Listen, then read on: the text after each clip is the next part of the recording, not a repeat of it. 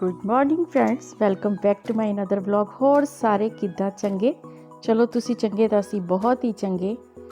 और ये है मॉर्निंग का टाइम। मॉर्निंग का टाइम मीन्स अब ये है ब्रेकफास्ट के बाद का टाइम।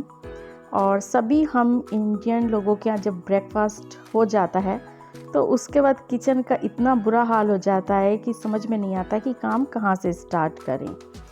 और फिर इसके बाद देखिए मेरी किचन का ये होता है हाल जब मैं ब्रेकफास्ट बना लेती हूँ। तो अगर इतना ही फैला किचन रहे तो काम करना किसी के लिए भी आसान नहीं होता। इसीलिए मैं अपना मॉर्निंग किचन क्लीनिंग कैसे करती हूँ वो मैं आज आपके साथ शेयर करने वाली हूँ। और सबसे पहले मैं यहाँ स्टार्ट करूँगी जो मैंने ब्रेकफास्ट के लिए आटा गूँथा था उससे। अब मैं सारे उस आटे को निकाल लूँगी और हल्का सा घी वाला हाथ लगा के और उसको अच्छे तरीके से थपथपा कर और मैं इसको एक स्टील की डिब्बी में रख कर फ्रिज में रख दूँगी।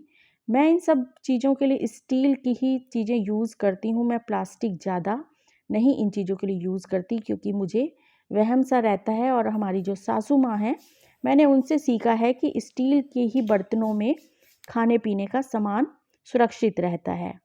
तो दूसरी चीज़ आती है ये जो होती है चाय का फ्राई पैन।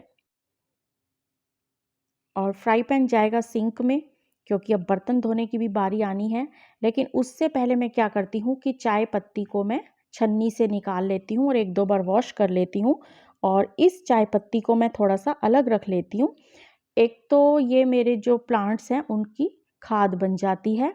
और जो मनी प्लांट है और गुलाब के पौधे हैं उनमें तो ये बहुत अच्छा काम करती है। और उसके साथ साथ सिंक में जाने से चाय पत्ती बच जाती है जिससे कि हमारे सिंक के जो पाइप हैं वो ब्लॉक नहीं होते।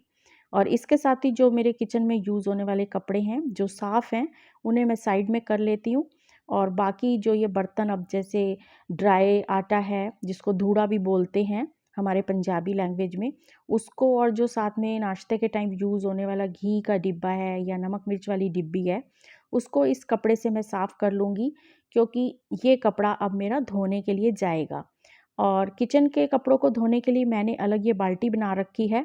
और दिन भर में जो कपड़े यूज़ होते हैं डेली उनको मैं इस बाल्टी में डालकर अलग कर देती हूँ। और जैसे कि ये हैंड वॉश करने वाला टॉवल भी जिससे हम पोंछते हैं वो भी मैं अलग रख लेती हूँ। और इनको फिर मैं बाद में टाइम निकाल के धो लेती हूँ क्योंकि किचन ही एक ऐसी जगह है जहाँ हमें सबसे ज़्यादा टाइम बिताना होता है।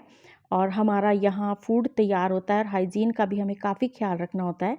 इसीलिए किचन में यूज़ होने वाले जितने भी कपड़े होते हैं उन्हें डेली चेंज कर देना चाहिए। और जो नाइफ़ वगैरह हैं वो धुले हुए मैं एक अलग बर्तनों में डाल देती हूँ। और बाकी ये तवा चिमटा जितने भी अब ये जूठे बर्तन हैं ये जब जाएंगे सब जाएंगे सिंक में।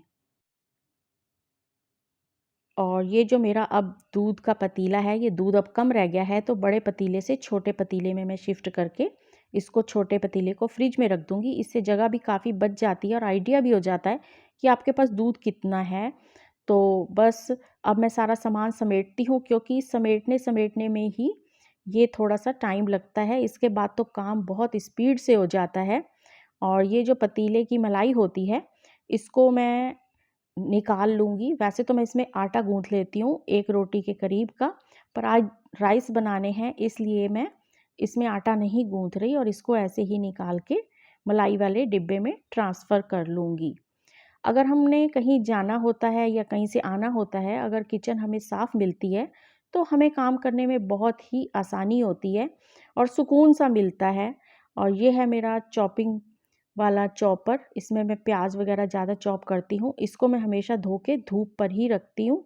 और ये डिब्बे वगैरह भी जो शाम को कल खाली होके मैंने रात को धोए थे वो सूख गए हैं तो इन्हें मैं साइड में लगा लूँगी।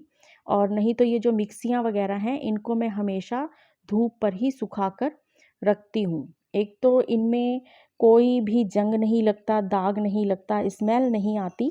तो हमारे यहाँ ये बहुत ज़्यादा है कि हर चीज़ को धूप लगवानी बहुत ज़रूरी होती है। तो इसके साथ ही छोटी मोटी चीज़ें ये जो बच्चों की भी होती हैं इनको एक डिब्बी में रखकर मैं अलग कर दूँगी, तभी ये मेरा काउंटर टॉप क्लीन होगा। क्योंकि छोटी मोटी चीज़ें रात को बच्चे भी काफ़ी फैला देते हैं चाहे कितना भी क्लीन करके सो, क्योंकि बच्चे बड़े हैं तो वो देर तक जागते रहते हैं। तो वो 12-1 बजे से पहले तो सोते नहीं हैं, तो बीच में उठ कर वो कुछ बनाते भी रहते हैं, तो फिर उससे भी किचन काफ़ी वो ख़राब कर लेते हैं। और अब यहाँ मैं जो टोकरा है मेरा बर्तनों वाला, वो सारा मैं अब समेटूंगी और सब कपड़ा वपड़ा मैं सही करूँगी। बस बहुत कम सी देर लगती है, स्पीड में ये काम हो जाता है, क्योंकि हमें तो काफ़ी टाइम हो चुका है। और ये कुछ गीले हैं डिब्बे, इनको मैं धूप पे बाहर रख आऊँगी, बस ये 10-15 मिनट में सूख जाएंगे, तो इन्हें मैं वापस रख लूँगी। और अब आता है ये सारा साफ़ करने का। तो पहले मैं एक गीले कपड़े से साफ़ कर लूँगी, साथ में थोड़ा टाइल को भी हाथ लगा लूँगी, क्योंकि सारा दिन किचन में काम करना होता है, तो इस वाली जगह पे छींटे पड़ ही जाती हैं और ऑयल वगैरह लग जाता है। तो अगर हम डेली इसको हाथों हाथ साफ़ कर लेते हैं तो कोई ज़्यादा बाद में रगड़ के नहीं रगड़ना पड़ता, टाइम ज़्यादा नहीं लगाना पड़ता। इसलिए किचन को थोड़ा सा अगर डेली हम हाथ लगा दें साइडों में भी, तो बहुत आसानी हो जाती है और हमारा टाइम डेली का बच जाता है। और इसके साथ साथ ही किचन बहुत सुंदर लगती है, हर टाइम चमचमाती रहती है। यही वजह है कि मेरी किचन काफ़ी और दूसरी चीज़ें मेरी साफ़ दिखती हैं। और यहाँ है ऑयल वाली जगह, काफ़ी ऑयल यहाँ लग जाता है। तो आज मेरे पास सोल्यूशन ख़त्म हो गया था, तो मैंने थोड़ा सा ही बर्तन धोने वाला जो डिश वॉशर होता है वो डिश वॉश ले लिया है और उसी से स्क्रब कर दूंगी जहाँ मुझे थोड़ा सा लगता है कि यहाँ ऑयल वाला हाथ ज़्यादा लग गया है। तो बच्चे हैं वो थोड़ा सा कुछ शिकंजी, कोल्ड कॉफ़ी, लस्सी वगैरह बनाते हैं, तो वो यहाँ पे थोड़ा बहुत गिरा देते हैं, उससे भी थोड़ी सी चिपचिप हो जाती है। तो पहले मैं थोड़ा सा ये लिक्विड जो सोप होता है उससे इसको स्क्रब से साफ़ कर लूँगी और उसके बाद फिर मैं गीले और सूखे कपड़े दोनों से इस पूरे काउंटर टॉप को साफ़ कर लूँगी। तो ये भी मेरा गैस चूल्हा भी क्लीन हो गया और मेरा काउंटर टॉप भी बहुत बहुत बहुत क्लीन हो गया है, देखो ज़रा। तो इस तरीके से सारी मेरी काउंटर टॉप, गैस, सामान, देखिए पूरी किचन क्लीन हो गई है और रेडी है अगला काम करने के लिए। तो कुछ इस तरीके से जब हम किचन क्लीन कर देते हैं तो काम करना बहुत आसान हो जाता है। और हमारे इंडिया में तो खासकर सामान भी किचन में बहुत होता है, क्योंकि हमने हर चीज़ खुद बनानी होती है और हमारा काफ़ी ऑयली फूड भी बनता है। इसलिए डेली हमें किचन 2 बार तो ऐसी क्लीन करनी पड़ती है। तो ये रही मेरी Indian morning kitchen clean routine, क्योंकि अब एक बार साफ़ हो गया है तो रेडी है अब लंच बनाने के लिए। तो बस कुछ ही मिनट लगते हैं, 10-15 मिनट में हमारी ये मॉर्निंग किचन क्लीन हो जाती है।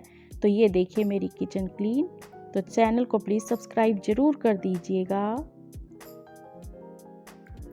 तो वीडियो पसंद आए तो प्लीज़ एक लाइक कीजिएगा, शेयर कीजिएगा, कमेंट कीजिएगा और फिर मिलूँगी मैं आपको एक नई वीडियो के साथ। तब तक bye bye, take care and stay healthy. Thank you.